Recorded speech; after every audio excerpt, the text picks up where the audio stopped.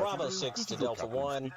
Do you copy? Those of you looking on the right of the aircraft may see the Hey, bombing area. you guys see the Bravo latest 6 thing? Command Those of is you on the asking left of the for aircraft a will see the people visual on the right confirmation that see the the bombing International area. Security Force is en route to receive Hey, their payload. it's Terrence Copy? not keeping me up at night. That's bad. That's USS Hammond all on this net. We got a lot of blinky lights on this thing that ain't ever been blinky before. Do Can not someone adjust your come help us, set. We're please? back. We're It's very episode scared. 260, and International Backyard 2022 was so nice. We decided to talk about it twice. My name is Steve. This is G.I. Joeberg, but I'm not alone. I've got a buddy called Paul, and he's about to jump in right now. Hello, Paul. Hey, dudes! What's happening? Hiya, buddy. Okay. You're sounding very college. What's the occasion, bro? I just slipped the secret episode to the Patreons, and before doing so, I had to watch it again. So Oh my I've got Hey Dude in my Berg. head. Yeah, Okay. Hey Berg. Hey Dude and the morons of the universe. Anyway. All right, let's shut the hell up and introduce number 3. It's Robert. Save us, Rob. Hey Save guys, us. so it's going good. It's going amazing. Yep, we enjoyed ourselves so much last week. We just had to keep patting ourselves on the back for another week and bring in the people that weren't able to join us last time. So we're joined by Agreed. more of the creators, and we're going to learn more about how cool it was to do this, and like the problems, the successes, the drama. Because this was the coolest thing that happened last weekend. Obviously, I mean, I can't think of anything else. Coolest thing that happened in Code Conversion 6, or perhaps the entire year. What am I talking about? I hope everyone listening to this podcast has at least attempted to watch our 90-minute feature. If it's not to your liking, that's fine. But we had a lot of fun making it. It was a monumental thing to string together, but it came together very nicely, I'd say. So first up, I'd like to introduce the author of Chapter 2, because Paul kicked us off and then handed over to this man. His name is Bart Simon, and here he comes. Hello, Bart. Hello. Hello. All right, pal. We're going to throw everyone into the mix. Oh, his video's up. That's his smiling face. He's got a Skeletron cap. Nice. Awesome. That's a good man. Representing. Then taking over from there, we had Mr. Dustin Cordish. Hello, Dustin. Welcome to the show. Thanks for having me. Author of Cold Armor, which was featured on the G.I. Joeberg special missions. But Dustin also has a YouTube channel just loaded with play motion stuff. In fact, I think you started doing this a lot earlier than we did, buddy. No, Really? you were the guys that inspired me to start trying something. I was working in other areas, mostly writing, and I was trying to figure out. I never really did much other than just, as a hobby for my own interest, but I wanted to do something with them. I just didn't know what. And as soon as I started coming across some of your stuff that you were putting out, it was pretty early. I think the first Atlantis Factor was one of the ones I came across, and I started messing around with that right after that. Well, I'm glad we gave you the license to finally jump into this pond, because we're going to get into it, but the kind of contribution that you've made to play motion has inspired me. Let me not get all like emotional up top, but honestly, man, like the work that you've put in on so many levels, we're going to expose all that on this show, because I think maybe people watching it are just enjoying the film for what it is, which is fantastic. That's what it's there for. But like, if we start peeling back the layers and seeing exactly how much work went into the creation of sets, sound design, the action figures themselves, the choreography, the location scouting, the staging of it all, dude. Yeah, there's a lot of depth to your contribution on this show. And my last guest will be a stranger to absolutely no one if you've been living under a rock. Not living under a rock? I don't know. Broken from the outset. But you're really going to know him. the man hails from the Sergeant Slaughter's slaughterhouse. His name is Zazol. He's been on the show before, and he was the last addition to this play motion endeavor, and in so doing, saved my butt big time.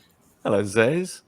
Good morning. 90 minutes. What a thrill ride that was. Well done to everybody involved. Yeah, my contribution was minor in comparison, and I didn't unfortunately get into a backyard to speak of, but it was fun. It was fun. Thanks for having me contribute in some fashion.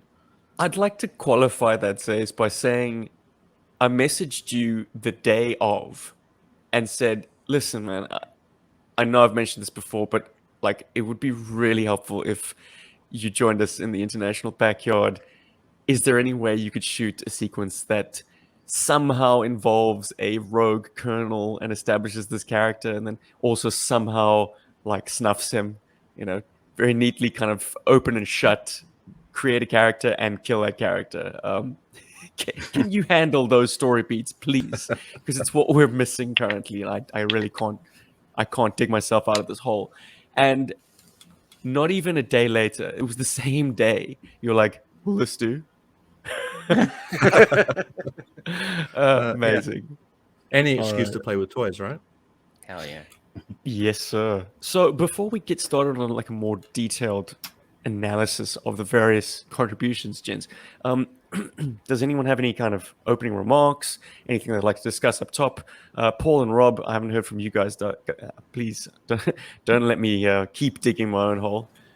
No, man, it's just I was just worried that I was too chatty on the last one, so I was just holding back a little bit, and also wanted to give Zaz a chance to chat there.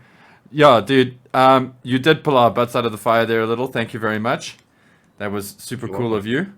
It was great to see that that little bit of that slaughterhouse style in the backyard, in the international backyard. So, yeah, that was great.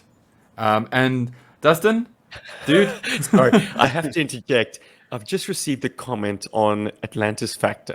Okay, I won't mention the guy's name, but literally 2 minutes ago, and it says, "Why did you guys ever stop making these?" What an absolute head scratcher! Stop making these. Oh, jeez. Well, Maybe they mean yeah, dude, why did we stop making these? Man. I don't even If know he's anymore. referring specifically to the style of Atlantis Factor, which is pretty like crude by comparison, then okay, I'll happily go back to an earlier version of like PlayMotion where we don't have such intricate sets. My goodness, I look at you, Dustin. You've set the Yeah. bar impossibly high,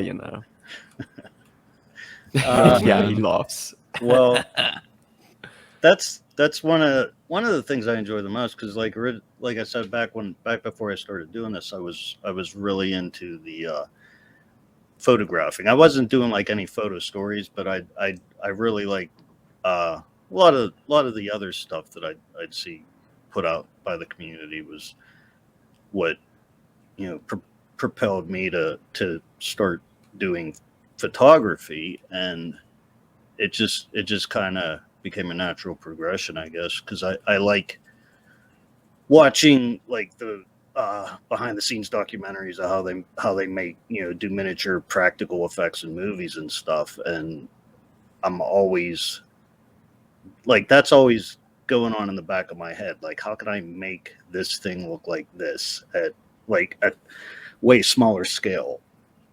I'm pretty impressed, and kind of have been trying to figure out how to do more of it the way that you scout, Steve, the some of the actual fitting into like the real world ones, like you did with Bad Luck Lady and stuff like that. I really like that. It's just perspective shots, man. It is, And it gets but more and more difficult because I don't have the best lenses for it. Like you want like an infinity lens. You want something that takes in both background and foreground at the same time. If you want to be shooting up against like real monuments and mountains and things. I don't. But yeah, dude, it was the only way to do it because I had action figures and not much else. I was kind of traveling very light. yeah, Whereas you have the opposite problem. You have all the stuff.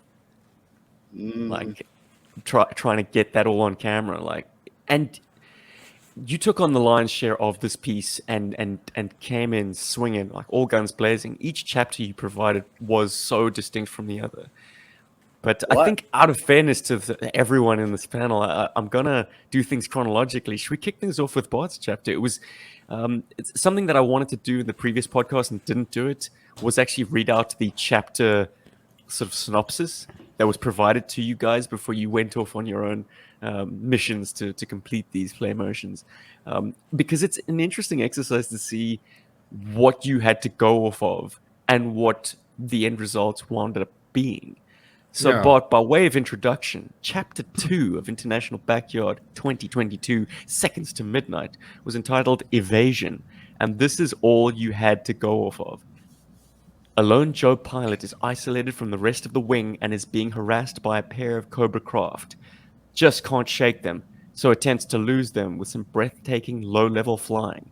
The Cobra craft are either destroyed or otherwise break contact with the Joe, and just when all seems safe, a Cobra surface-to-air missile is launched and our Joe's plane is destroyed. Fortunately, Joe is able to successfully eject. From all that, you managed to get some interesting little side quests. Do you want to tell us anything about that, Bart? So what was going through my head is big aerial battle in chapter 1. I have to break off somehow, so I figure Shipwreck ends up in chapter 3 in that village, so he's got some plane problems or something or whatever. That's how he peels off. And a Night Raven sees one lone Joe by himself, easy pickings. He can catch up to him and shoot him down. So the scene you see where it's the dash of my truck that I just put One of my favorites. I love it. piece of scrap wood I just doodled on with some spray paint. I knew he had to get away from the Night Raven, but he's not going to do it in a Sky Striker. So I figured I have the Jetfire. The Jetfire's got the big jetpack thing on the back, so that's going to maybe equal the field. So he transforms into that, and that way he's able to stay ahead of the Night Raven. What you didn't see was there was a little bit of a chase scene, and then the Night Raven wrecks into my garden. Now, I knew that the missile had to be launched to take him out, but me being one guy and two hands, it's kind of hard to grow a third arm out of your back. So I had to figure out. Don't how- Google that, folks. I'm figuring out how I'm going to launch a missile with the camera in one hand, trying to shoot down an airplane with the other. So I figured I'm just going to use another airplane since this is an airplane battle anyway. So I grabbed the other one. I just threw it on the table in my backyard, changed the camera angle a little bit. You can see the tripod, the Jetfire's on, but I figure we're playing with toys. You can see my sheds in the background, the fence and everything. So screw it. You're going to see a tripod. But then that way I could have that jet kind of cut him off sideways because he's not as fast as Jetfire. Sneak in his blind spot, shoot Shipwreck down, and then Shipwreck grabs the bird, grabs a rifle, and heads for the village. So that's kind of what was going through my head as I was filming this. Somebody else was supposed to do the audio, and I was going to leave that up to them to do, but Steve ended up doing it. I never Sorry. No, it's all right. I never intended to have Jetfire actually speak. But when you added that in, I was like, well, that's kind of cool because, I mean, he is Jetfire. He probably would say something. I was thinking of more of as just like an experimental aircraft that, morphed into something else. So that's about all I was thinking. And then I left it too up. delicious to ignore, dude. The opportunity to have Shipwreck arguing with a transformer and just set the tone a little bit more whimsically, because you're going to get a whole gamut of different contributions. Some of them play closer to the comic book and realism. Some of them play closer to the cartoon and the wacky. Some of them play closer to He-Man and the Masters of the Universe. So depending on what you get, you've got to kind of just roll with it, I guess, as a viewer. Yeah, But, I wanted it to be a little silly because, like in the first one, I blew up BF2K as kind of a joke. So I wanted to continue kind of a jokey kind of thing. But Joe does have a connection to Transformers. So I didn't think it was too out of the box. So yeah, that's why. I I'm kinda glad you had did to it, man. I had the best Yeah, fun, s- like scripting that sequence. That was a great exercise. I was like, okay, I know what I'm gonna do here. That's, and that's but I also Jetfire. Gotta be.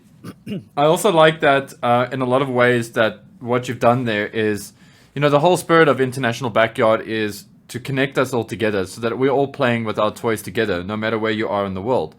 And, you know, it's not about being fancy, but it is also about being fancy. If you want to do like super cool special effects and post processing on your video and do sets, do that. If you can't do that, you just want to play with toys, do that. Both of them are fine. You know, we're not like creating a, a bar for entry here. You know what I mean? Like we wanted it to be fun. You know, and that's how it was when we were kids. You know, like we may have all had GI Joes, but we all came from different walks of life, and we all had access to different toys and different things, and that's kind of the vibe here. So I dig that yours is, you know, you've got your tripod in the shot, you've got the backyard in the shot, you know. That's one of the things I had to explain to my wife. So we watched this, and she's like, "Well, you can see somebody's kids running in the background and all this other stuff." And I'm like, "Yeah, well, you can see our entire backyard. Like, it's meant to be seen through the eyes of like an adult child." When you Yeah. played, you saw your buddy holding that airplane, but you just imagined it was the airplane and not your buddy holding it. I was like, that's the whole thing about these videos is it's just dudes playing with their toys, and we happen to be filming it. And she's like, "Oh, okay, I get it. So you're supposed to see the people." I'm like, "Yes and no." I was like, "If you don't have to, you don't have to. But if you do, nobody cares because we're just having fun with our toys." Exactly. Yeah, exactly. No, for sure. I mean, I think, and you focus more on the action than the people in the scene anyway. The same as when you were kids. Like it didn't matter. Like It's imagination. they were characters. Yeah, it's your imagination working once again. Hand flames. Hell, yeah, hand I flames. explained Tons of that. hand Too. She's like, "What's this one mean? And what's this other?" I was like, "Well, this is an explosion. This one's fire." She's like, "Oh, okay, I totally get it. That's exactly what I was thinking." I'm like, "Well, you're getting it now. Now you're in it."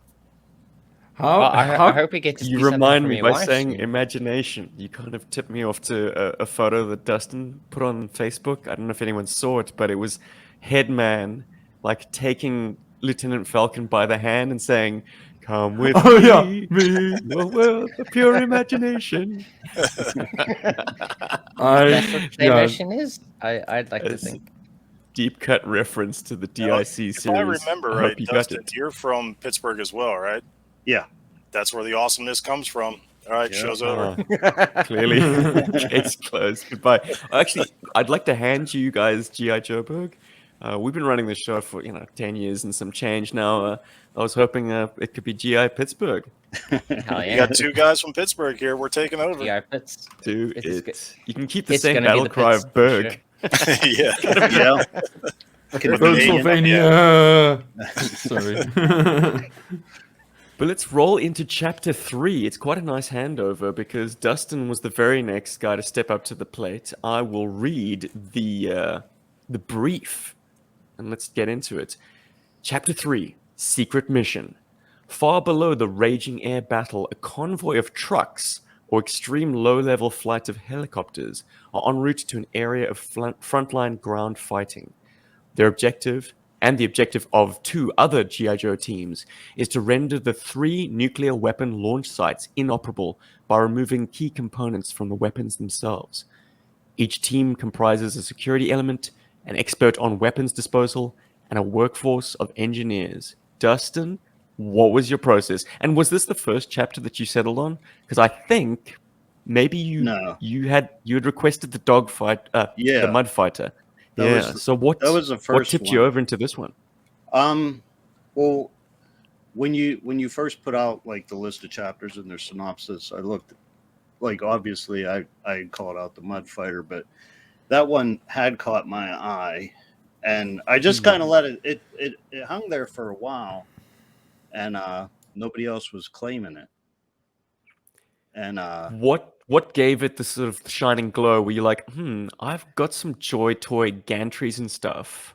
If I extended that, I could conceivably make a missile base. Or were you just a sucker for like setting the briefing? no, and, like, it was actually what I had initially planned was like I was going to try to keep everything as simple as possible. I don't even think I was going to have dialogue. I was going to try to make it like a silent mission. but my brain can't let me do that. I make things way too complicated. But I like the idea, and I was thinking about it after the fact. Like my outside of the dogfight that I threw in with the mud fighter, I really didn't have any aerial battles, and I had very little cobras. So it was like kind of the whole outside of the whole topic of the video, and also outside of Cobra Convergence, I had mostly Joes going on. But yeah, it's just I kind of went out and I found this one location that was I'd originally passed it by, and I went back because it was full of junk. It was like an old construction site. Yeah, it was a construction site that was just kind of abandoned, and there wasn't any no trespassing signs or anything up. So I went back and I was like, I might be able to make some of this work. And I shot there 2 weekends in a row, and then the third weekend I went there, I was going to finalize everything, and then I'm like screwing up my schedule. I would have had everything done a lot sooner, but as soon as I pulled in, I saw a truck pull in right behind me, and I don't know if the guy that was there was genuinely like that was he was connected to that property in any way, but he like asked me what I was doing there, and he told me it's private property and I had to leave. And I mean, for all I know, he was going in there to loot whatever trash was left there, because there was a bunch of like all kinds of like industrial debris all over the place there. So I It's don't probably know. his pot field. Maybe. Yeah, you're gonna try and grow a pot in that soil. Look, Hell yeah. it's pretty rough. But you were getting very, very inventive. You built a Cobra outpost out there, or was this a different location? No, that's all the same location. And you managed to get everything you needed and have this interaction with some guy, and then get Yeah. shoot off. Like, honestly, dude, that would have been a bust. I would have gotten like maybe like 2 minutes of usable footage, and then have to find somewhere else to take over. You should have called me, Excellent. man. I could have posted up security for you. Hell yeah. Yeah. No you've got no inventive- trespassing. Isn't that kind of implied in Pittsburgh? I'm just saying. Like. We all carry guns here. It's okay. Oh, okay, good. Good to know. Huh? You got pretty inventive with the debris that you found as well. With concrete breeze blocks, you made this gate. Yeah. And I must admit, man, my thought in looking at this image now that we've got on screen in the YouTube version, sorry, podcasters, is what if that one block falls down? Like, how secure is that? It will crush those targets and that Cobra Trooper underneath it. Yeah. I mean, Those are risks you take. Just try a couple more. it was balanced pretty well. Nice. Well, look, it works. It sells it well enough. And you did some pretty tricky camera maneuvering of like pulling a hiss underneath the bridge while passing the camera over top of it. Like, did you have the camera in your mouth? No, I had it in my other hand. My goodness. There's And also then a where cat, was I your think, as body well. positioned? Kind of leaning over. It's straining my back. Yeah. Preach, bro. I've got some back issues myself right now. It's not fun. No. But I mean, you did 4 chapters in record time, man. Yeah. You must have been building sets by night, shooting by day, planning and scripting things. The room that the dogfight or the air, I suppose it's the secret G.I. Joe base that has like an airfield attached to it. Yeah. Was this a set that you had, Yeah, previous existence? that's one I've had for a while. It's a Playmobil set. Oh, it's an absolute orgy of evidence. I mean, just judging by this top-down shot, like you've got a skull, Love and a the shot. hi-fi, and toolbox. Like, it's a very lived-in world, man. I appreciate. And all the of Discovery stuff. magazine and Doraemon, and I love it. It's so cool. This was like serious finger food for the eyes. Loved it. Celia loved this shot as well. She was just like eating it up, man, when she was watching this. And the reason I bring that up a lot is because, you know, she's not like us, you know, and like she doesn't play with toys and all that kind of stuff. So when she sees stuff like this, and to see her reactions, it's just really beautiful, you know. And like, yeah, she was like, oh, look at the little magazines, and oh, it was just a real treat. It was great. And also, I just want to just put this out there. I've got the red version of that little stereo.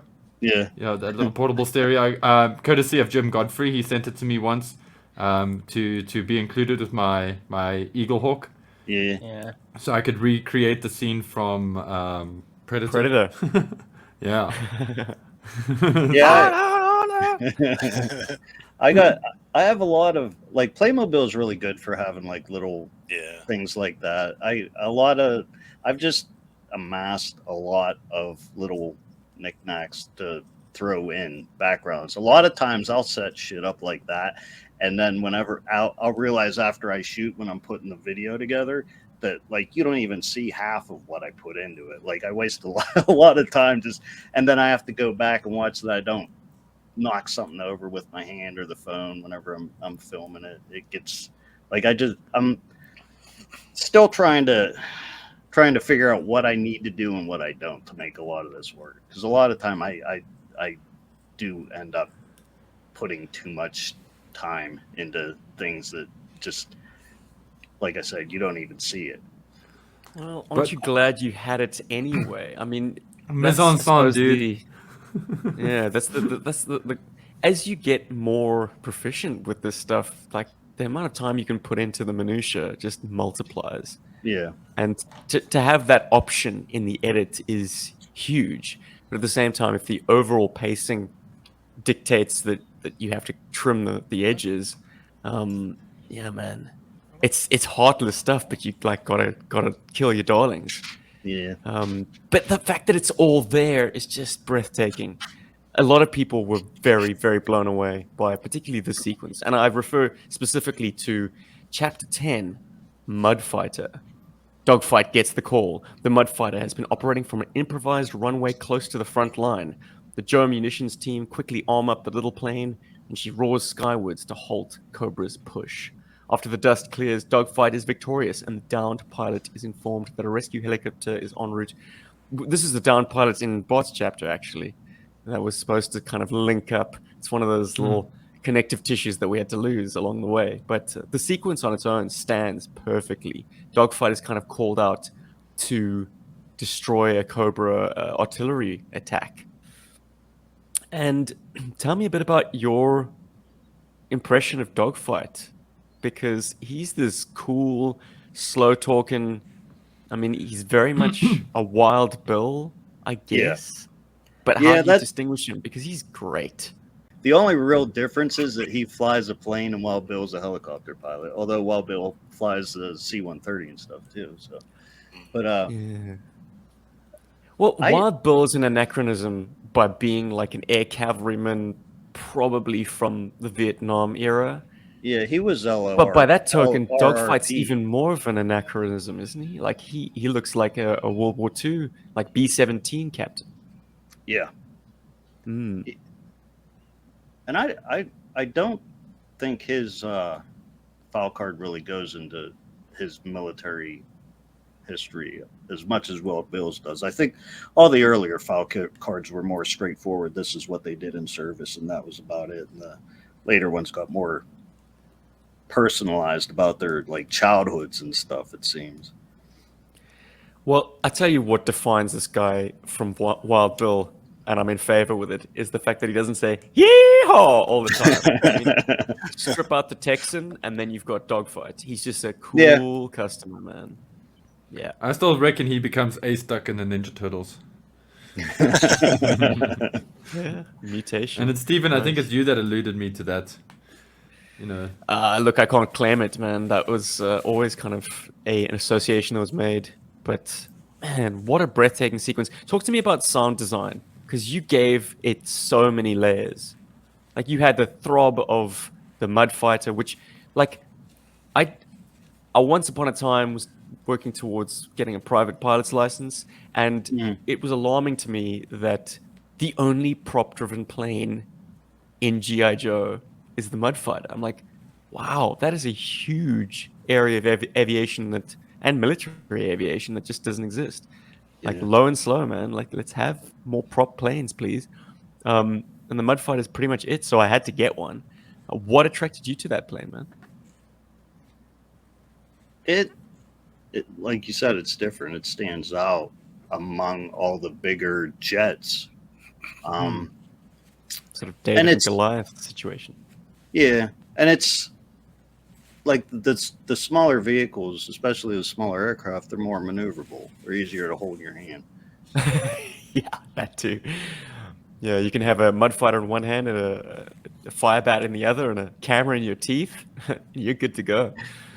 I don't know. But sorry, my initial question was along the lines of sound design. I think I've seen that movie. You sunk a lot of time.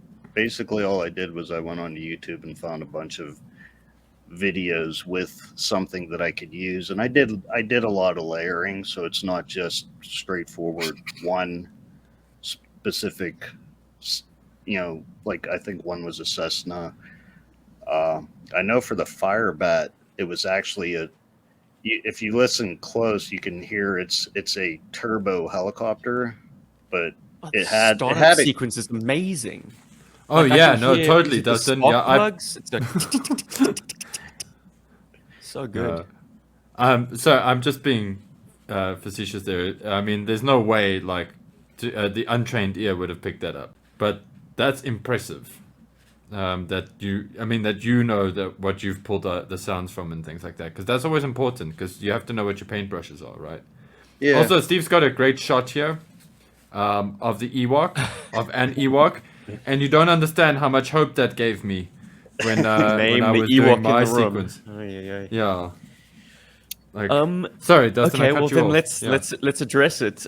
Dustin, what's going on, man? What was going on in your head when you brought an Ewok to set? Well, he was laying there when I was packing things up, and I was like, I'll take him with me. What? Was this randomly just at this dump site? Oh no, he was packing up stuff to leave the house. Oh yeah. In the true spirit of playing with toys.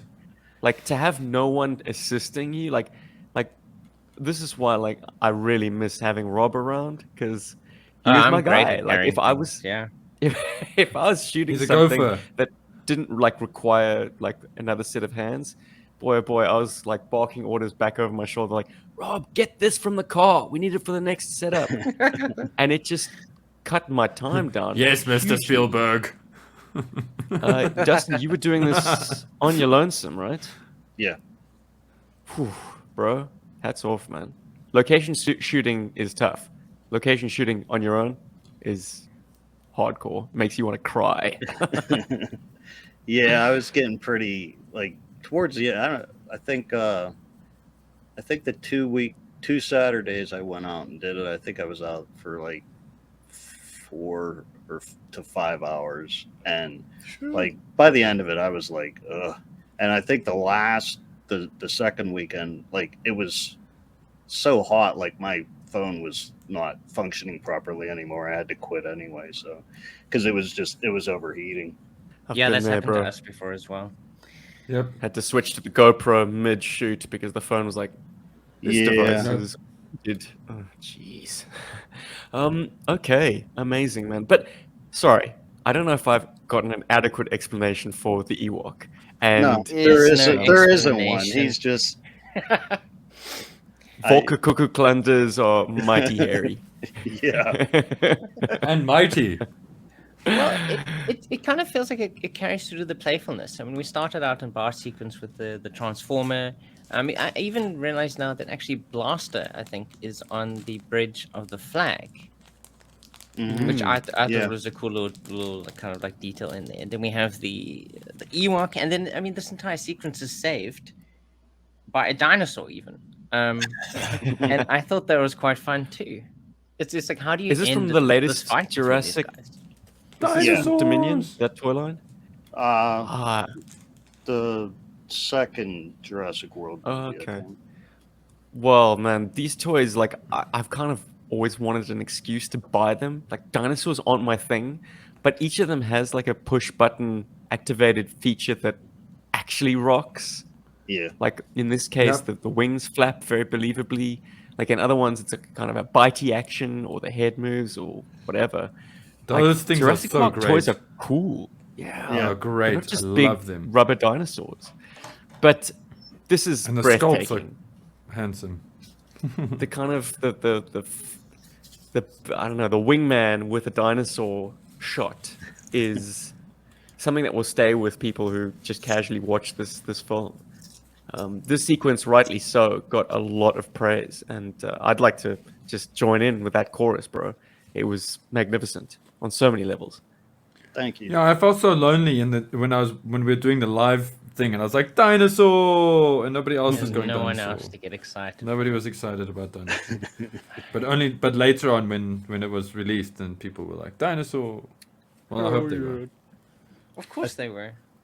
I think I was happiest with the way that the actual dogfight came together, because when I first started assembling it in video, I was like, it was kind of like I was thinking of maybe just dropping it, but I'm glad I kept playing. We're all around glad with you it. kept it. Yeah. Did the choreography of it? I mean, you must have had it in mind as you set about to shoot it. Did it change in the edit? Because it all made perfect sense to me. Actually, when I had to go back out and find a different site to do more, because what I had originally shot there, as far as the dogfight, there wasn't enough for one, and it was just kind of like I didn't have the right amount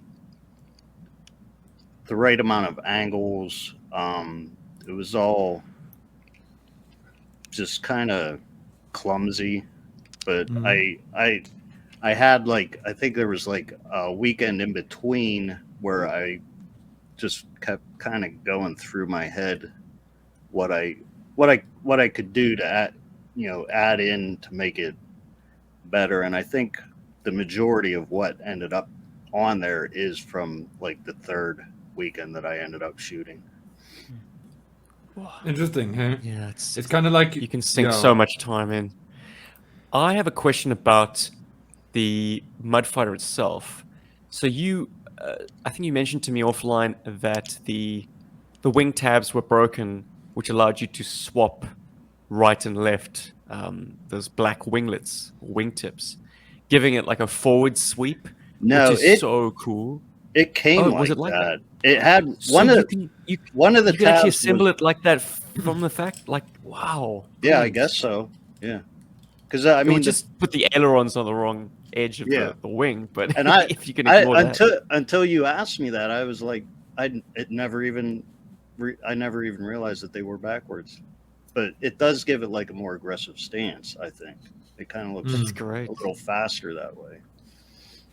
And I don't know, man. Correct me if I'm wrong, but I think like with the lifting surface all the way towards the back of the plane, like it is, a little forward sweep towards the end might make this thing a little bit more believable. I don't know. I don't know aeronautics well enough to really back that up, but it looks more balanced, at least visually, with the wings leaning forward. Yeah, that I'll agree with. Having the Firebat launched from the back of an adder, like, was that something that you'd seen online, or was this like, this is how you would deploy a Firebat in the field without a Terradrone? It was basically something I pulled out of my ass. I don't Amazing. even remember.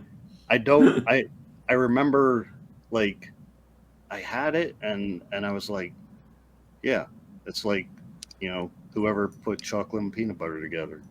It's a genius. Zazel, let's bring you in, man. You've been far too silent this whole time. I want to Well, make this look- a bit more round table-y, so if there's I'm- something you'd I like was to in say about awe. these guys.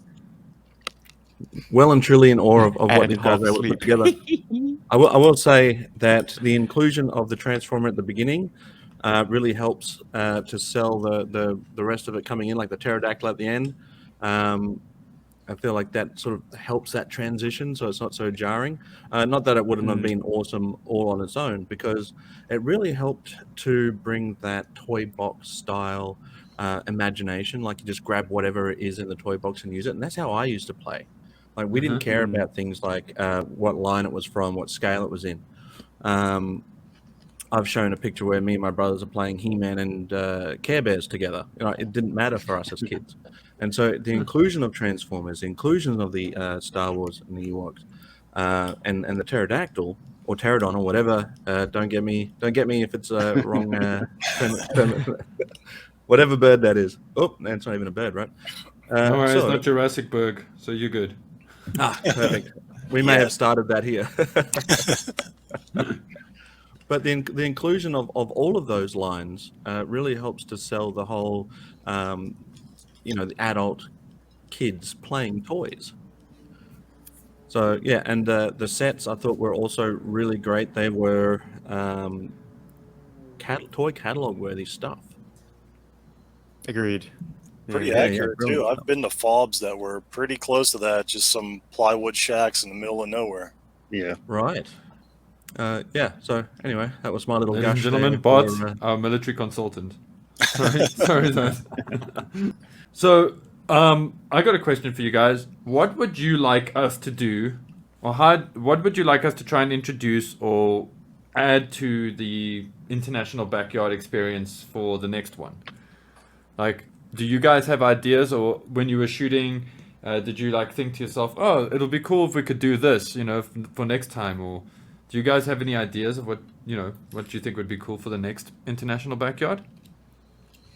More dinosaurs, I get you, but aside from that, I've got an answer for everyone. Hey. Probably more of this guy. Isn't that right, Cecil? yeah. You can never have Sergeant too much Slaughter. I Yeah, would definitely love to get. I knew yeah. that I was playing it right into your hands, pal. By enlisting your aid in the last minute, I could not veto the use of Sarge being like the be all and end all, the sort of the tactical weapon, the GI Joe of last resort. Yeah. It takes an entire armored assault to take this position, but one man knocks over the king. Yeah, so I went through and checked the list of characters that had already been used, and wanting to see, I wonder where Sarge is at this point, and nobody had picked him yet, which was both a relief and a disappointment. But I was like, okay, well, this frees it up for me. And I wanted to, with the Colonel, I wanted to give him some sort of arrogance where he's like, okay, when they get here, they are going to come in, they try and kick the door, and the whole force, the whole GI Joe force, are going to come in, and then it's literally just Sarge. But the way I had it play out was that he could hear all this action going on around him. And I did a little bit of overlapping voice where the Viper Squadron they're not quite sure what's happening because it feels like he's just here, there, and everywhere all at once before finally catching up with M. Bison, the Colonel, which adds to the another layer of crossplay by adding in some Street Fighter element. It's A lot of smart. guys love that. Let the soundtrack do the heavy lifting for you instead of showing Sarge like laying waste to every single Viper in this missile base. She's got As he does. Where is he? He's over there. Wait, he's everywhere. That sort of Right. thing. Where are you going, Squeegee? It comes down to two factors. One, I didn't have a lot of time, but two, I kind of wanted to give it a sense of you're not really sure from their point of view. They're not really sure what's happening, and they can't quite keep up, and the camera can't quite keep up with the action either. They're always just a little step behind. Well, I applaud you for saving my ass with not one but two sequences that you got out in record time, and also for keeping them under time. Folks might not know this, but like, I set the lofty goal of each of these chapters playing out in about 4 minutes. Some of them kind of pushed closer to half an hour. But Zazel, I think in both cases, your sequence was like around a minute and a half. Punchy stuff. Thank you. Well, yeah, I thought that I'd gotten the sequences that I needed. As I was putting it together, I was thinking to myself, okay, what more do I need? And as I was tying the story together, I was like, I think I've got everything. I think I've told the story that I want to tell here in a short amount of time, and anything else that I add to it is just going to take away from whatever else I already have established. Nice. As far as when it comes down to the confrontation between the Colonel and Sarge, it was intentional to have it happen off camera. But it's cool though, because the sequence does set him up as this kind of like bigger than human thing, especially that kind of like the low angle shot with the weird like lighting where the G.I. Joe symbol just like pops, and it really does kind of make him feel like a one-man army. Like he's going in there, it's the only guy, and he gets it done. It makes it very, well, not ethereal, but he does feel supernatural almost, which I quite enjoyed. So It sells it. I think I had it in my head that it was either going to be I'm going to have Sarge on his own, or I'm going to have Sarge and maybe a small unit. But then it just felt appropriate that it was just Sarge, because it felt like it really played against what M. Bison thought, where he thought there was going to be this whole thing was going to come in at his door. And I think he prepped himself mentally for what was going to be an all-on assault. And I think he was surprised, even if he was arrogantly not showing it outwardly, that it was just one man, a man that he recognizes because he's infamous, the infamous Sergeant Slaughter. He's the other Snake Eyes. Yeah, right. Yeah. But with an attitude and a mouth to pay it off. I do really like your style, Zazzle. It's your videos have like a very unique look to them. Like I feel like out of any Playmation videos that I'd watch, I could easily pick yours out. Like it just looks very clean to me. Oh, thanks, mate. I appreciate that. It's I don't know if I intentionally set out to have my own style, but I know what you mean, because I think the certain filters and stuff that I use are very unique to what I do, and I think it's also because I've got vast limitations on what space I can use. So I appreciate that feedback, buddy. Immensely. Thank you very much. Yeah. And coming from you and seeing what you've been able to pull out with just a couple of bricks and some handiwork, that means a lot. Yeah. Thank you. Well, some bricks, but a lot of incredible set building as well. Oh, that's what I mean. But the sets, as incredible as they are, also being able to, the juxtaposition between the high quality sets and just a couple of bricks held precariously together with, magic. But I will say one final thing on M. Bison, though. It was intentional to have him off-screened because I just couldn't bring myself to have Sarge pretty much just put him in a lethal Cobra clutch on screen. It just didn't feel right, so I intentionally made it off screen. But I thought the arrogance of M. Bison in that moment, saying, "Oh, you're going to bring me in like a real American hero," like, nah, you're not coming in. Yeah, it's tasteful, and I agree with that, because I think showing gratuitous violence with toys is unfortunately silly.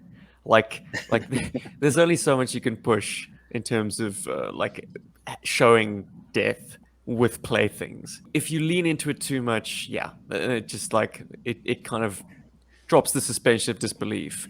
If the toys shoot guns and they fall down, that's fine. That's kind of tasteful to me.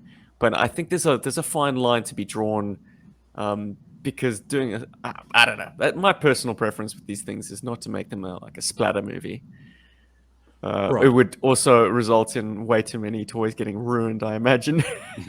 I'm thinking of like Covert Operatives. Do you guys remember that old stop motion?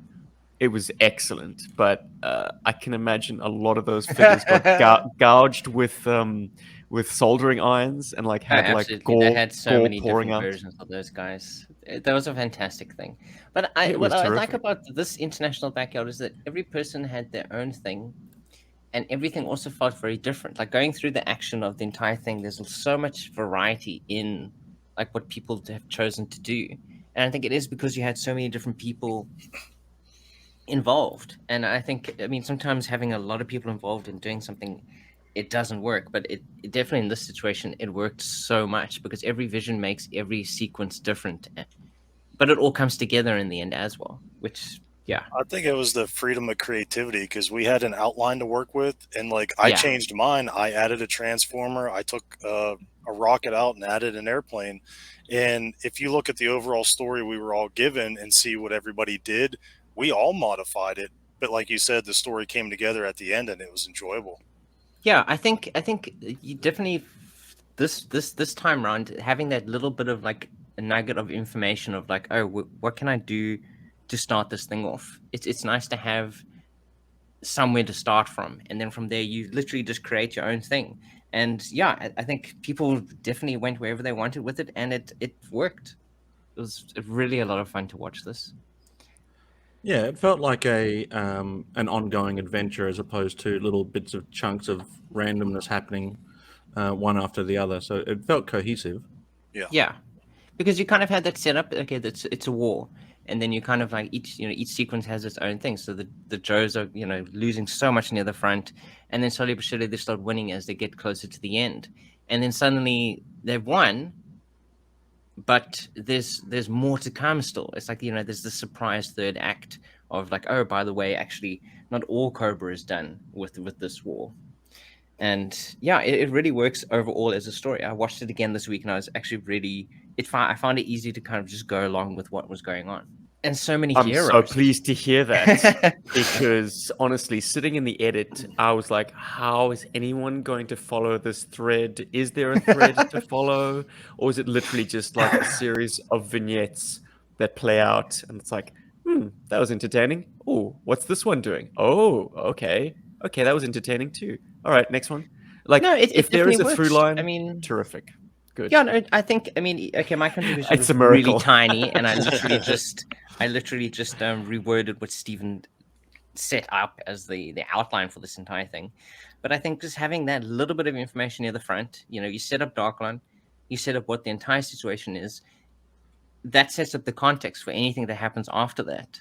Like the people you think, okay, this is happening in one part of Vokokuku Land, and this is happening in another part of Vokokuku Land.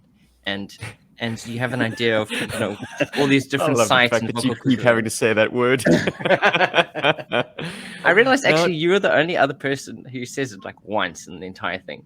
I was like, Thank so you. It's me and you. It's me and you. Well, doesn't We this have to come up with also- them? Yeah.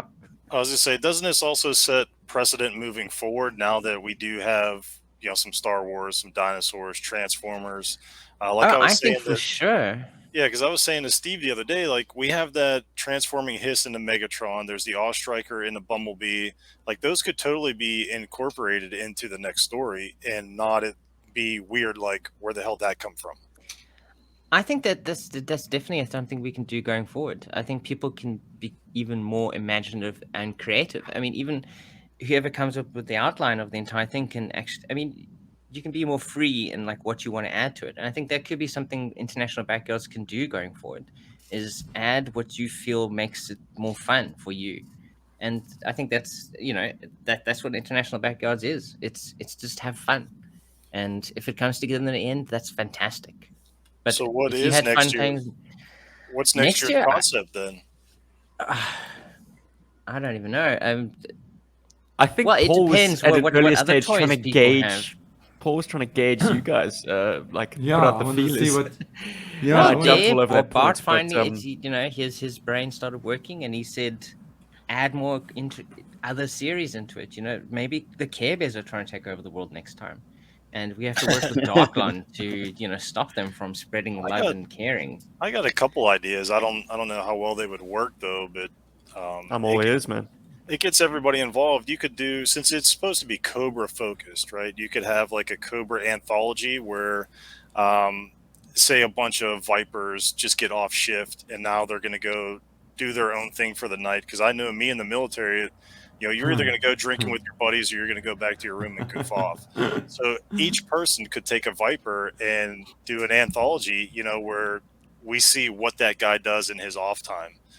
Yep, that's the kind of thinking I'm looking for. That's a great idea, Bart. That's I really actually like that. really cool, and that's so different from what we've done so far. Yeah, it's an overall story, but it's separate stories, and everybody can do their own thing. Either that, or maybe like a recreation of one of the made-for-TV movies, Rise Mentor Rise or whatever. Not a scene-for-scene recreation, but somebody take a little chunk of this, a little chunk of that, put their own spin on it, and relive that. I like the idea of I love the anthology idea of taking some Cobra, like a bunch of Cobras, and go 'cause you through can their just sort go of wild crazy night and get outs. silly with it.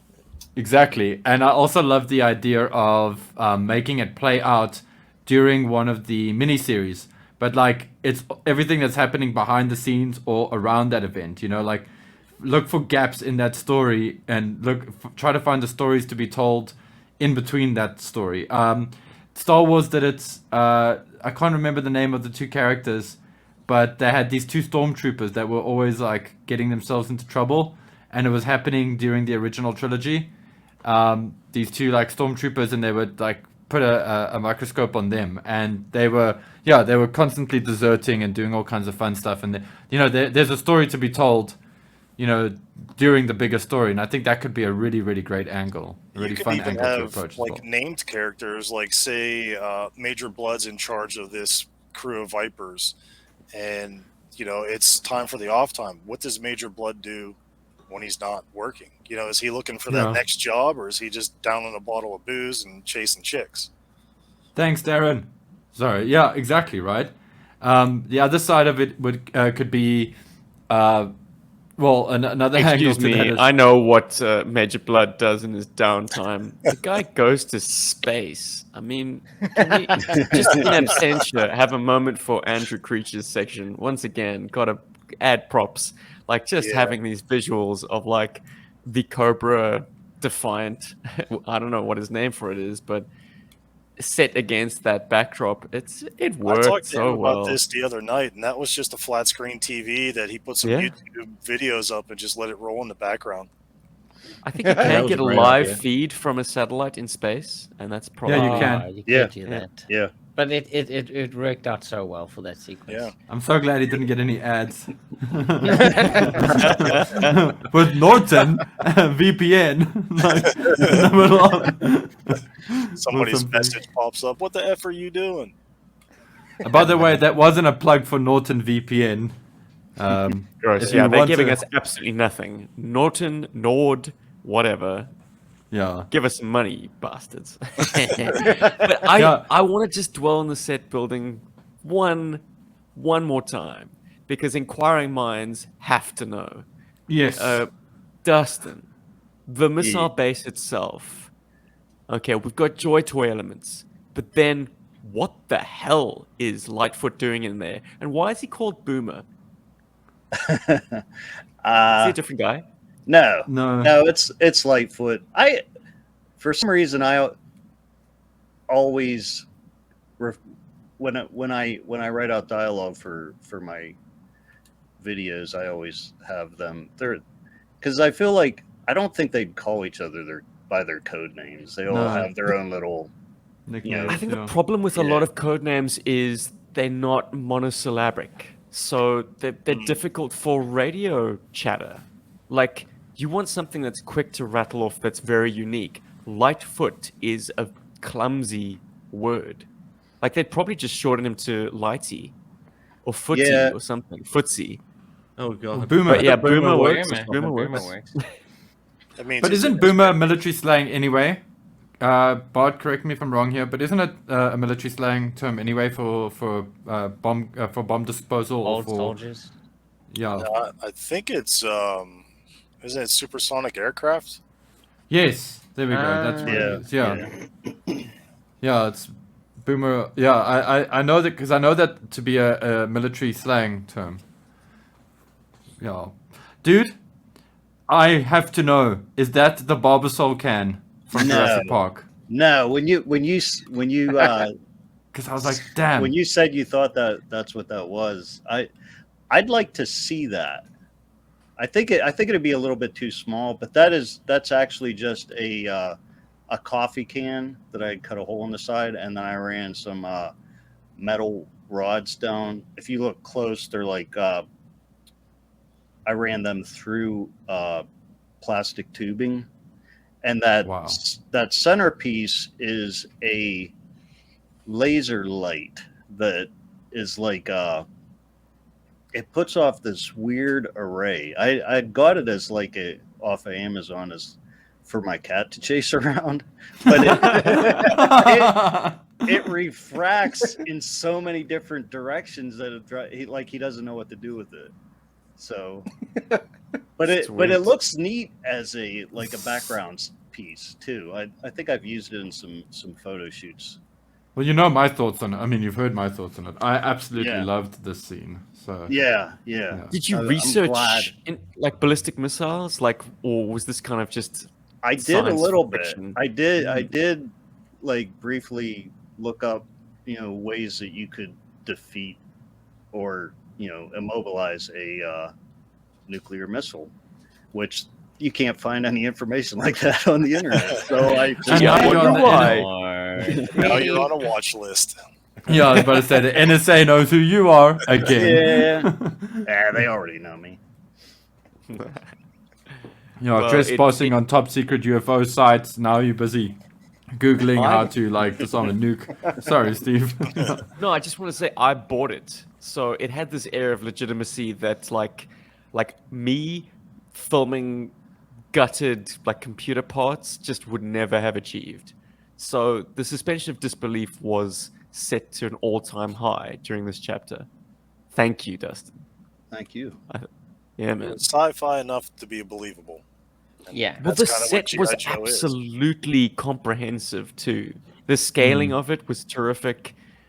Just the size of this room. You managed to get quite a nice sense of scale to this launch tube, which man, I see evidence of a lot of work here. A lot And of work. And it's also it's quite characteristic in the sense that it feels quite villainous. I don't know if that's just a bonus that came from the Joy Toy diorama pieces and whatever, but it does feel like a bad guy's place as well. I don't know, I just got this villainous feel from it, Well, a lot of It was your music, of course, Paul. Oh, I suppose that didn't hurt. Yeah, Thank you. I feel like a lot of I was 2 years in Germany when I was in the army, and a lot of the military bases have this kind of sinister look to them, just kind of functional, but made to last. Mhm. Sinister because it used old infrastructure, or sinister because it literally feels like a James Bond villain's lair? A bit of both, I just- suppose. Yeah. Like a prison. Was it Well, was it yeah, built? yeah. You always got fences around you. Yeah. Mm. And just concrete, just Yeah, I suppose. Yeah. yeah. It's a little, what you'd expect to see in a lot of Soviet Russia at the Okay, time. Gotcha. I can picture it. Well, you definitely have a good eye for the aesthetic because it translated so well, man. Thank you. Yeah. What did you use for the blast effect of the Target's weapons? I know the sound was doing great things with a kind of, but you did kind of a flash of green over the footage. Was that in post or was that practical? Yeah, that's all post. Okay. What I do is I cut I segment it out like real quick, and then in that one short little section, I'll just adjust the color, the brightness, and it works pretty good. I've used it a couple times before for just muzzle flash. Oof. Do you have to individually lighten the frame, or is there Yeah. kind of a plug-in? Oh my goodness! No. I'm sure there's probably an easier way that I could do it. I haven't played around with the program that I have enough. I'm sure there are things in there that would do that a lot faster and probably better. What about a Dust, lens I'm filter? terrified to ask how much time you plugged into this, then, man. Because if you're I have frame no by idea. frame, oh brother, well, it stands in monument to your time for all eternity, or forever how long YouTube lasts. Whatever that may be. Can't you just film with a lens filter? Just get a piece of colored cellophane, throw it in front of the lens for a second, save you on some editing. You could do that. That's how they used to do it back in the olden days. The old Yeah, maybe. days. The Yeah. before times. All right, we've got some questions from the Berg Force. Mr. Hans Chow wanted to know what the interlocking plates were in the background of the missile silo. I presume. I assume that's Joy Toy as well. I'll pull up the picture. Those aren't like some of those are Oh. Joy Toy, but those are a what are they called? Ready Set, I think is what they are. They're on Big Bad Toy Store has them. If you look through their diorama stuff, I have ones like that, but they're for like Gundams. yeah, that's what they are. Gundam stuff would work fantastically. And I I use think quite a lot of Gundam Raging stuff. Spoon has that set that he does. Yeah, they're similar to those too. Yeah, I asked him Yeah. if they were compatible at one time, and he's like, they won't lock together, but they should work together. Good textures, man. The other question is about the Targats weapon. Is that a pulse rifle from Rise of Cobra? Yeah. Yep. Sweet. Well Beautiful. spotted. Does it fit nicely in the figure's hands? Yeah, pretty good. Not a thumb breaker or No. some.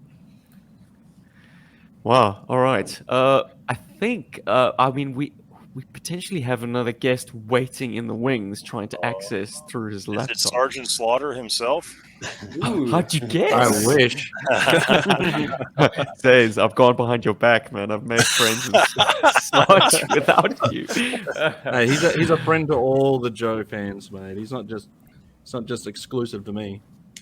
Oof. Hell yeah. He just happens to be I've my got no best friend. problem. Yeah, there you go. Except when he's my more better friend. There's times like infinity, you can't have more. Infinity plus one. Bromance. Yeah. So, gents, the question was thrown out quite briefly about backyard battles.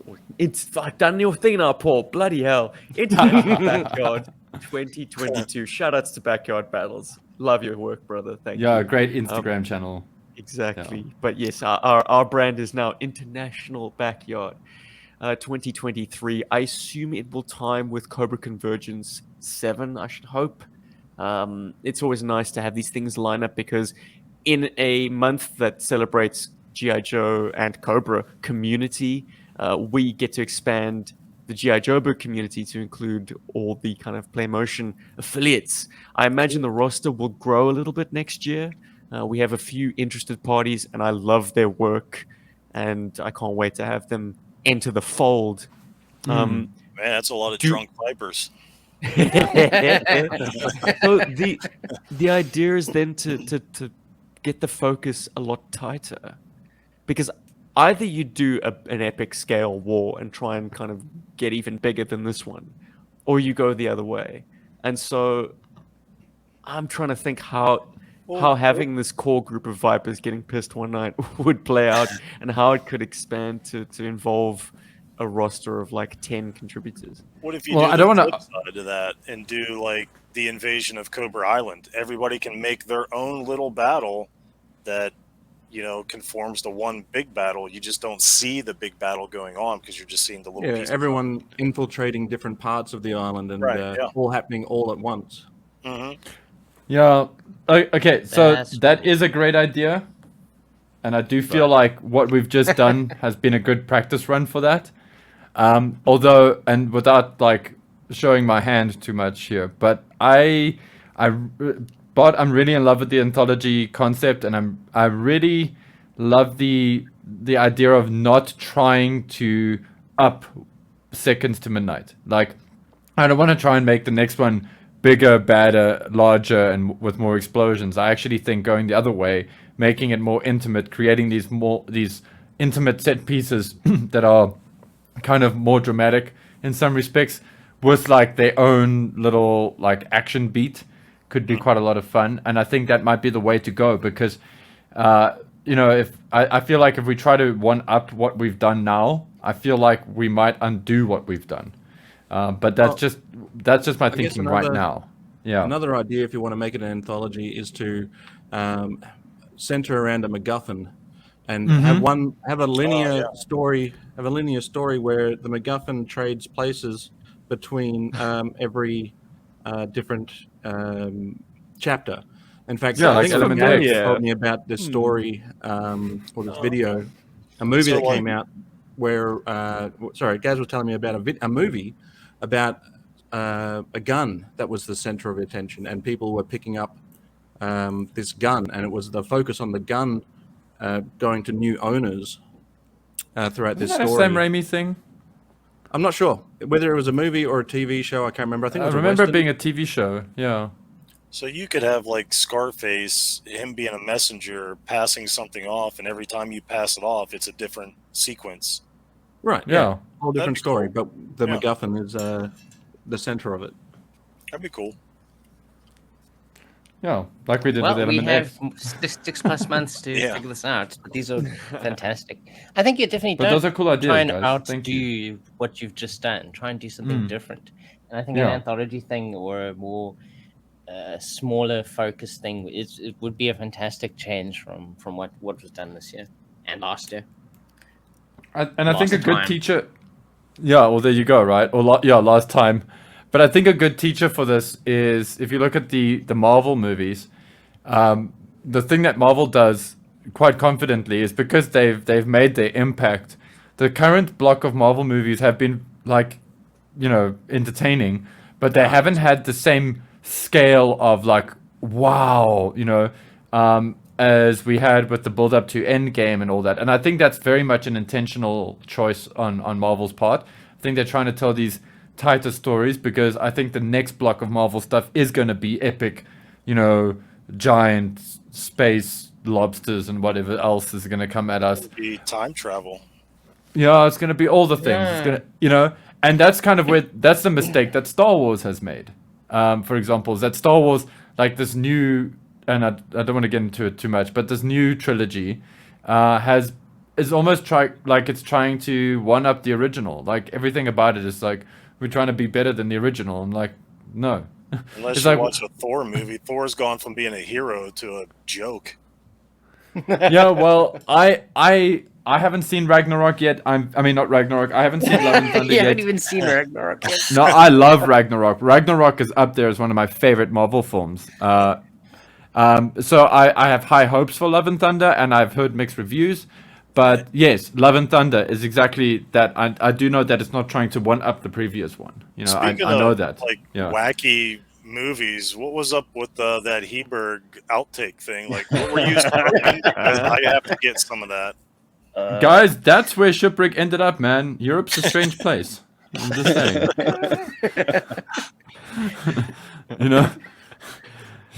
You like, guys. If you guys want to know, like the basic concept there was the Smurfs. It started with the Smurfs. I was like, the script called for Shipwreck runs into a village or comes into a village. Okay, firstly, I chose the wrong one. I actually wanted to choose the dogfight sequence, the big one, but for some reason, through me being super busy, I chose the wrong number. So now I was like set up for intro dogfight scene, intro jets and village, and I'm like, feck. Okay. And then I was like, village. I'm like, who the hell? Like, I've got no 3/4 inch civilian looking dudes. I just don't. The closest I have is like Owen from Jurassic Park. You know, that's it. That's like my only civilian looking kind of character that I've got. So I'm like, civilian village. Yeah. So you're like, I'm gonna eat these mushrooms and then pull my phone out and film this footage. No, I was just You mean like, you didn't village. go with Ogden from Volker Clan? Come on, man. We had enough Jurassic Pittsburgh going on. You should have just done it. I could have. I could have, but boring ass more Jurassic Park action figure. Bloody hell. Anyway, Well- no, I'm glad you went the way you did because it allowed me to cut your section completely. yeah. Oh, Yeah, and now only the Patreons get to really enjoy it. Or if you wait till the end of our last podcast episode, you can check it at the very end. Sneaky. Yes. But yeah, guys, it was Smurf Village. I was like, what would happen if Shipwreck ran into a Smurf Village? Because that was purely by if I had a sister and this was, say we were doing International Backyard and we were like teenagers or kids or whatever's, and I had a sister, I would probably have used her Barbies or something for that village. You know what I mean? Like, Brilliant. And My Little Ponies, dude. Shipwreck Yeah, I would have loved that. That would have been a lot of fun. one of Next them year. on a spit. on stage. Yeah, Yeah, well, the thing about that soft, what is it, PVC, is You can really get a spike in there. skewer right through. Yeah, exactly. Thump. Gents, last week we asked the contributors what their favorite portions of this experience of this film was. Feel free to nominate your own, but yeah, let's hear it. Zazel, what did you really enjoy in International Backyard 2022? Well, like I said, it goes for 90 minutes, but it doesn't feel like it goes for that long. It's the way it's put together, the cohesiveness of the story, but I can only pick a feeling, and it was that it felt like you were pulling toys out of a toy box, like I mentioned. So seeing an Ewok, seeing a dinosaur, seeing Transformers, it really made me feel like I was a kid watching a cartoon again. So it was those moments that sort of made you think a little bit about, you know, what was happening, or you know, took it away from the seriousness of the situation and made you sort of relax into the moment of it. That was my favorite part. And I do need to quickly make a retraction. It was not Gaz before that told me about Dead Man's Gun. It was Hans. Sorry, Hans. Yeah, just wanted to put that out there. I'm sure he'll forgive me. Darren Cobb has this quite a long comment here. So what you have is a group of cobras sitting around drinking, all telling more and more outrageous stories of their battles with Joes, trying to outdo each other. See, this is cool. This is a great expansion on that idea that Bart put out. See, I'm loving that, because then you can have people shoot everything in isolation. You don't have to worry too much about continuity. And if there are breaks in continuity, that's great, because, you know, people's stories are, you know, there's always a lie in that truth somewhere. That's very military too. Like we do that playing dominoes and cards and video games, and you get a lot of one-uppers. Yep. What if you have Yeah. what if you have the Vipers playing poker, and the at the end it's actually that scene at the Terradrome before the Renegades burst in? There you go. That kind of stuff. That's fertile ground. That'd be a good wrap-up, yeah. But you know what that reminds me of, Darren? Like from the comments there is a Batman episode in the animated series, which is exactly that, and it's got some of Rogues Batman's Gallery. villains, the Rogues Gallery, and they're all discussing some like encounters with Batman, and then that was taken even close to taking out Batman, and I did. And this is what happened. Cue flashback. And by the way, I'm dude, loving very these good Mark suggestions. Hamill Joker. It's Wow. easy, Yeah. man. He set a very I don't know, easy to achieve kind of sound. It's terrific. It's so signature, but it's not difficult. That brings something to mind. Like you could even use your broken figures with like crotches and arms, because then you just say, "Well, I got close to taking out Snake Eyes, and here it is, a guy with like a stump. Yeah. He got me in the crotch." The story gets better every time they tell it. I took Snake Eyes' arm off. Dustin, your favorite part of Seconds to Midnight, though, man. Let's keep the praise train going. That target deployment from space was pretty epic. Yeah, it just looked great, and doing Cold Armor, I really like kind of spacey stuff too. I like a lot of science fiction. I really enjoyed Cody's using of Super Trooper. The way he was just throwing him around. If he you puts the super in Trooper, that's for sure. I don't know if he's seen the commercial for that, but like the live action that Super Trooper does in the original commercial for that, it's pretty much that. It's that ridiculous, and I love it. It's fantastic. Yeah, amazing, amazing. Yeah, no, it's very, very cool, like kinetic approach to the action. Whereas I always think, just in terms of realistic terms, Cody rips the roof off. He's got no shame in having an action figure literally get exploded from something on the ground, fly up and grab hold of the Tomahawk landing gear, drop onto the Evader. It's terrific, and it's how we used to play him. It's a rocket He's jump, man. captured that. Exactly. I'm propelled by the jump. explosion. Yep, and it works really well, and it's Quake that made that famous. Just putting that out there. Cheapers. Very good technique.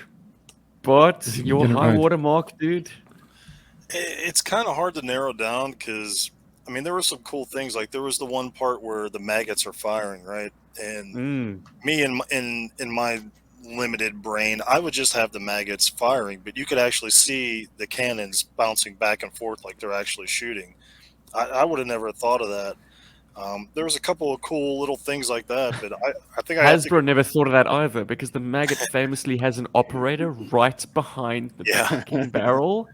So that's death instantly. Yeah, I have a gruesome story to go along with that, but that's for another day. But I have to go with everybody else saying that stuff Andrew did, just because it kind of took me out of the story and into another story, and then back into the story, if that makes sense, because he had that thing right up against the TV, so you had the glow from the TV lighting it from one side, it's dark on the other side. It gave it a real spacey feel to it, and then just everything he did with the figures I thought was really cool, so I'm gonna have to go with that one.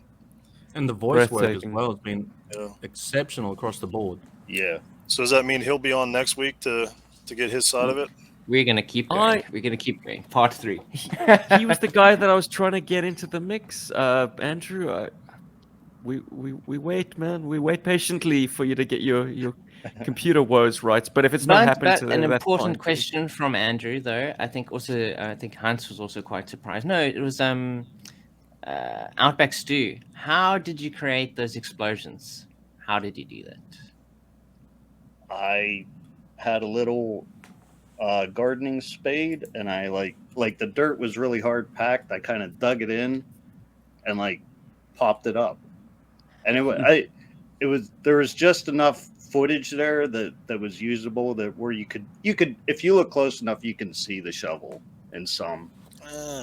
I thought it was like an air bladder that you like stomped that's what I on. thought and it too. blew air through a hose. No, nothing that fancy. That's crazy. It's the simplest things that just look the best. That's awesome. I gotta remember that. I'm curious because I sat with this thing in the edits and I didn't see the shovel. So maybe we've actually sufficiently cut around it, Dustin, between you and I, that it's actually not even there, which is why it looks so bloody good. Yeah, but even if you saw it, that just adds to the like, okay, that's cool. Yeah. I just want some lightning with that next time, so that I could get, so that somebody can go worm sign detected. Shia Lude. Sorry. Allude. So Andrew has let us know that he's having PC issues. I'm sorry to hear that, man. But we're definitely singing your praises in absentia. love Cesspool. Like everything that came out of that Yeah. character's mouth, whether Yeah. you heard it or not, like he is inspired. There's a sequence in the sort of radio chatter that kicked off this podcast in the previous episode where Cesspool's saying something like, "If you wait by the shores of the river long enough, the bodies will start to float past." Like stuff like that. Just, what the fuck, dude? That's some creepy shit. They all float Yeah, down here. amazing. That just made me think of Colonel Kurtz from Apocalypse Now, like something he would have said. Mm. Yeah. I'm wondering what Andrew's inspiration was. Once again, we're left with the podcast episode wanting. We're like, I want the answers to these questions, but maybe we'll Next get week, them. next Or week. maybe we We're won't. gonna keep going. Maybe This will it's be a next week. trilogy. I blame the Trilogy. alcohol. I don't know. I think we Or need to it could be the start alcohol. eventually addressing the Serpentor in the room. I was gonna say, Yeah, get back to regular G.I. Joe Berg fawning the over side command. pre-orders. Yeah, man. But just to close things off on perhaps a community note, because this has fed into the greater entity that is Cobra Convergence 6. Today, as of recording, is the 31st for me, at least. It is the last day of Cobra Convergence. I've been keeping up with a few of the contributors. I certainly haven't been able to stay on top of everyone. Some of them are like Instagram accounts, and I can't quite locate the content that specifically relates to Cobra Convergence 6. I don't know. I'm just lazy, maybe, or strapped for time. But like, if anyone wants to do any community shout-outs, any shows that they either were or were not involved in that they'd like to mention, just I'd like to as the month shout out wraps Rob up. Vegas. Rob Vegas Yeah. has been making a video for Cobra Convergence every single day, sometimes multiple wow. times a day. Hasn't missed a day yet. Amazing. Fellow Aussie, yes? That's right, fellow Aussie in Melbourne.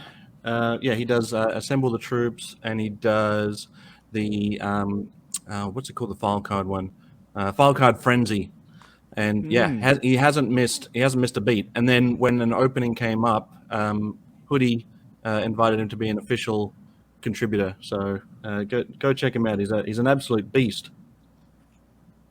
Wow, I'll say. Yeah, man. Unstoppable. I saw him that's impressive. recently, sorry. but I can't for the life of me recall what he was reviewing. I think it was an official... Oh, wait. He found his way into Hoodie's review of the Techno Viper. That's it. Yes, Yeah. him and Yeah. Phil from Treasures for Trigger, who's a Kiwi in Japan. Another shout out to my buddy Phil. Good stuff over there too. Down under, but up top. Yeah, all right. Jeez, for my part, well, things kicked off on your channel, didn't they, Sergeant? You Oh, they had did. us Yes. start the whole shebang wow, it off feels on the like- 1st of July.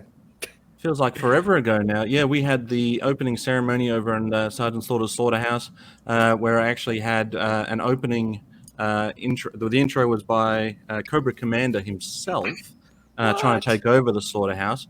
And then Space Commander comes to the rescue and kicks out Cobra Commander's transmission. And then later on, the Sarge himself, Sergeant Slaughter, comes in and a little bit of confusion happens there. I won't give too much away. Go back and check it out. But he has some stern words for Hooded Cobra Commander 788. I'll tell you that much. This past week, I was treated to 2 awesome podcasts as part of Cobra Convergence 6. That was good old Order of Battle Pod, where they spoke about weird Cobras from both the modern era and the vintage era. Interesting kind of like bifocal on those two eras.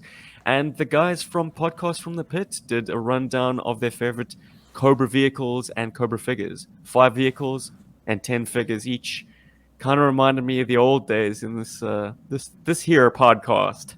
This tired old G.I. Joburg thing when we used to talk about our favorite top 10s and stuff. Well, Yeah, I mean, it's actually crazy how many people have actually got involved. It feels like it gets bigger every single year. I think Action Rubber Punch did a cool review, did cool battles of Mobat and Maulers. recreating the Fury tank battle. Yeah. Man, I Yeah. meant to mention that. That was awesome. Well I done, gotta see Ted. that. Yeah, Half really the Battle cool. Timmer did a Mega Viper review as well. And that was quite fun. Although his isn't black like mine was. I don't know what's wrong with his one. Pink. but like just tons and tons and tons of stuff. Like I think if you missed it all, I think Hoodie did do several kind of like wrap ups at the end of each week on his channel. So hopefully that kind of gives you some idea of like all the different people that were involved. Andrew, have you made it? Andrew's work? here. Are He's you on made your it into phone? the studio. The creator of he's gone again. Damn it. What a tease. All right. So close. We're gonna have to do like eh, a special episode, a special missions episode, I think. Yeah, man. All those targets. Magnificent. But any other community shout-outs before we head out and get on with the rest of our lives, gentlemen? Yeah, I'm running out of beer. That Taco Bell's gotta go somewhere. I did want to do a small shout out. Datalinks Magnus has just released a new stop motion up on his channel. I mentioned this because firstly it's Datalinks Magnus and he's super cool, and I contributed a voice to it. So yeah, For a change, so- he didn't let me know, so obviously he's done using me. No, I Was think it Storm Shadow? no, it was not Storm Shadow. But yeah, I think you guys might enjoy it. I think you guys should totally check it out. Because Datalinks Magnus does cool stuff and he's a cool guy. And it would be great to have him in the next international backyard. In fact, and if you want to do stop motion, you guys are welcome to. It's your funeral. That's what I'm saying. And because stop motion is, you either love doing it or you're like me and you absolutely hate doing it. But I can appreciate it, by the way. I totally love seeing it, just as long as I don't have to do it. It's like animation. I love seeing animation. I hate animating things. It's a process. It's an art. And it's just an art form I don't want Now to Paul get gets good at. fired. And that's how I get fired. Yeah. But yeah, that's the one shout out. And then I just want to go around the room because I feel like this is a great group of guys to ask. What do you guys think of this classified Serpentor that has just been announced, unveiled, shown? Anything, any like first thoughts, initial thoughts on it? It's going to be a incredible punching bag for Sergeant Slaughter. I'll give you that, man. Hell yeah. Nice. So many of them, they all just look fantastic. I mean, I didn't want to get into the classified line, but I'm in it. So, I mean, It's why I'm cherry picking, dude. Yeah. Yeah. I'm trying, but it's still so much. What I'd really like to see is more more of the oddballs. I'm actually more excited that the Treble Bubble and the Televiper was announced. Oh, yeah, like that. I wanted to get to that, but I figured I'd just mention the Great Snake himself first because, like I mentioned a few episodes back, I want to start scaling down on classified and seriously just cherry picking. Just because it just suits me to collect them that way. It's more fun for me. But a piece like Serpentor is very much what I'm excited for from a classified line. Like, I love that. It's complete. It's Serpentor with the air chariot. I can have a lot of fun with just that toy by itself. And it's a great display piece. And the one thing that they did is they fixed up the upper torso. So this has been an issue of mine with like pretty much every classified figure and has only been made... I don't want to say made worse, but I've become more like sort of... It bugs me a lot more now that Action Force has come out. The Action Force figures don't have that torso bend, that sort of T-style torso bend in the tummy. I really, really hate that. And I'm glad to see Serpentor hasn't got it. And that gives me hope for some of the future releases of the Classified Joes. So like seeing that makes me very happy just because it's going to make a great display piece now because of that as well. It's also not going to be all floppy. I'm sure you guys get that with your classified. Sometimes they're just a bit floppy on the upper torso. It's just weird. Yeah, there's a couple of them that are like that. Yeah.